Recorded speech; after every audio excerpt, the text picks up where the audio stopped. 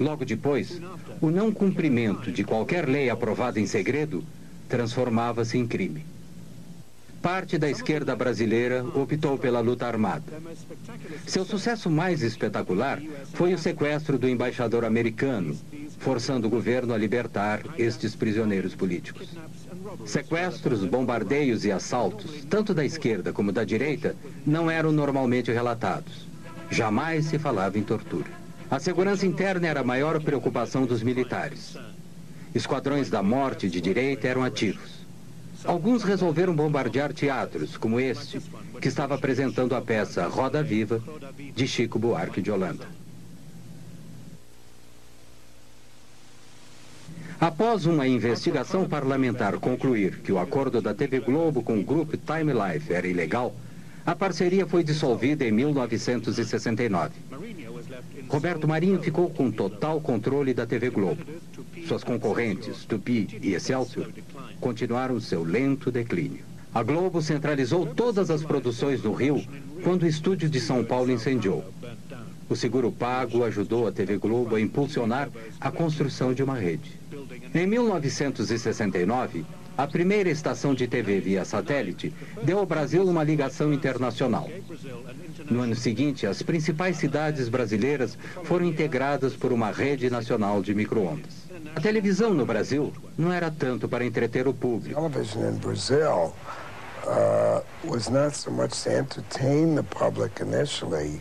What it did more was unify the country. O primeiro jornal nacional em cadeia da Globo foi o Jornal Nacional, que foi apresentado em 1º de setembro de 1969. Assim nasceu a rede. Faltava algo. A verdadeira vida política do Brasil não estava lá. Não havia a voz dos sindicatos, não havia a voz das diferentes forças em conflito e o conflito normal do dia a dia. Você tinha vozes doutorais, você tinha mentes doutorais. A censura cortava não apenas trechos de programas, notícias que não eram veiculadas, mas criou uma tendência no Brasil da gente não ter a história registrada daquele período. A Excelsior havia sido a única empresa de televisão a se opor ao golpe militar de 1964, e os militares não esqueceram disso. Em 1970, o governo cancelou sua concessão.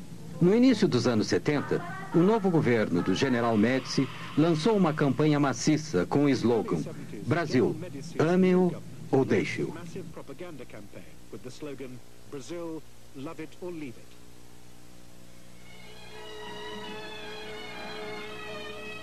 Abrange mais de 5.000 quilômetros de rodovias rasgadas. The Trans-Amazon Highway was the next grandiose national infrastructure project. Mas não basta construir estradas, é preciso colonizar. A Copa de 1970, no México, foi transmitida ao vivo, via satélite. O Brasil foi campeão, e o regime aproveitou o máximo, explorando a glória dos campeões. Mas esta foto do presidente foi proibida. Talvez porque o homem duro parecia humano demais. O Estado fornecia cerca de 30% dos gastos com propaganda. Pagava por algumas propagandas e outras decretava que deveriam ser transmitidas de graça. A televisão era o principal veículo para suas mensagens de propaganda. A paz se faz com quem ama o mesmo chão. Qualquer reportagem sobre declínio era proibida. Também o eram as críticas persistentes e sua publicação. A lista de assuntos censurados era interminável. A ordem proibindo a menção de algum acontecimento era frequentemente enviada aos jornalistas antes mesmo que acontecesse. Por exemplo, o senhor está proibido de noticiar um sequestro que acontecerá amanhã, provavelmente em Curitiba. A TV Globo muitas vezes foi além do que era requisitado. Transformou as pessoas em não pessoas. Eles proibiam minhas músicas, a censura proibia algumas músicas minhas, a censura que era oficial, do governo. Agora, a TV Globo se encarregou de ser mais realista que o rei, de reforçar essa censura, proibindo o meu nome. Em 1981, uma bomba explodiu em um carro do lado de fora do Rio Centro, onde se realizava um show musical. Havia 20 mil pessoas lá. Os militares disseram que a bomba havia sido colocada por extremistas de esquerda. Mas a explosão matou um soldado e feriu outro dentro do carro. No primeiro noticiário da Globo sobre o incidente, via-se claramente uma segunda bomba intacta dentro do carro. Quando transmitiram a notícia novamente, a segunda bomba foi retirada da edição. A novela no Brasil é diferente da sua equivalente do hemisfério norte. Sempre tem um fim. Elas vão ao ar quando os 12 capítulos, suficientes para 2 semanas, já estão gravados. Os outros são escritos baseado em pesquisas de audiência durante os 7 a 8 meses em que se passa a novela. A Globo transmite 3 novelas de 1 hora no horário nobre da noite, 6 noites por semana. As novelas são o início da supremacia da Rede Globo. Novelas are the foundation of the Globo network's supremacy.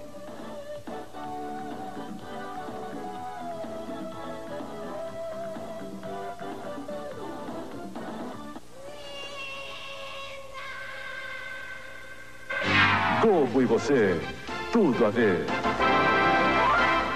O fascínio que existe pelas novelas no Brasil é pela característica do Brasil, porque o Brasil, às vezes, dá a sensação de que ele não foi descoberto, ele foi escrito. O Brasil parece um país ficcionário, às vezes. O Brasil, às vezes, parece assim, um misto de Gabriel Garcia Marques com Franz Kafka. Então, e aí esse fascínio pela ficção invade a vida das pessoas a ponto de elas se fanatizarem pelas novelas. As primeiras novelas da Globo eram melodramas exóticos escritos em Cuba ou na Argentina. O Sheik de Agadir, a Rainha Louca. No início dos anos 70, seguindo o sucesso de uma novela brasileira da Tupi, a Globo também se abrasileirou e modernizou suas novelas.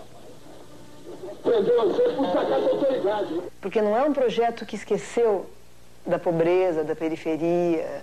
Contemplou, porque se esquecesse, não daria certo. Contemplou. Mas contemplou maquiando a pobreza e apontando uma perspectiva de ascensão pelo trabalho, pelo investimento. É como se o Brasil tivesse tentado viver na forma de farsa o que foi o sucesso mesmo do self-made man numa outra época do capitalismo. Esta novela da Globo, Selva de Pedra, foi a primeira a conquistar o índice de 100% de audiência. Todos os televisores ligados no Brasil estavam assistindo Selva de Pedra. E não foi a única vez que isso aconteceu. Muitos consideram Gabriela, estrelada por Sônia Braga, baseada no livro de Jorge Amado, uma das melhores novelas da Globo. Certamente foi a mais erótica. Tivemos audiências de 93%, 96% dos aparelhos desligados, o que naquele momento significava 50, 55 milhões de pessoas assistindo televisão.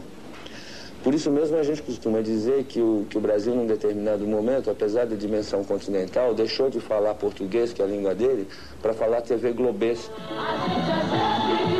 Depois de Dance Days, que tinha como cenário uma discoteca do Rio, mesmo os mais isolados vilarejos no Brasil passaram, de repente, a ter 3 discotecas.